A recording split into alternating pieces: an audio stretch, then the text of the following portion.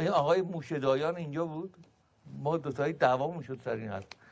آقای این حرف رو وارد نمی‌شم، بعد خدا آخرات برام بعد آقای ارسنجانی بود وزیر کشاورزی، در قزوین زلزله شده بود و رفتن این موشه‌دایان رو نمیدونم آوردن وزیر کشاورزی اسرائیل بود که چیز کنه، ازش راهنمایی بکنه. آقای موشه‌دایان گفت آقا شما قنات نکنین، قناتاتون رو ببندین، برای اینکه قنات در زمستون آبش حروم میشه، آب از زیر زمین در میاد، شما احتیاج به ندارین میره هم و تابستونا آبش لازمه، زمستون بی خود آب حروم میشه.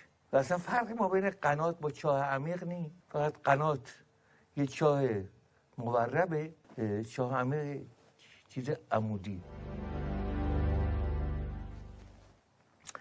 من آتیش گرفتم از حرفی، به ارسنجانی گفتم نباید با حرف این گوش کنین چاه عمیق بیاری ها. واقعا چرا؟ گفتم ببین قنات ما حالا میده چاه، اما اینطور که نیست، ما یه سفره آب زیرزمینی داریم. این سفره آب زیرزمینی وقتی پر میشه سرریز میشه، وقتی سرریز میشه این سرریزیش روی سطح زمین با پوشش گیاهی معلوم میشه، میره تو بیابون میبینه یه جا گیاها سبزترن، نگو که از زیر آب زده بالا گیاها هم بلندترن هم سبزتر.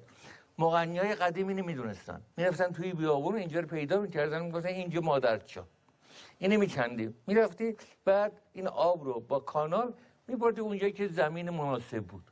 حکایت ما حکایت اون آدمی بود که یه سرمایه باباش مونده، اینو گذاشته تو بانک، سودشو میگیره باش زندگی میکنه. ما با سرریز آب سفره زیرزمینی ما آشمون میگذشت.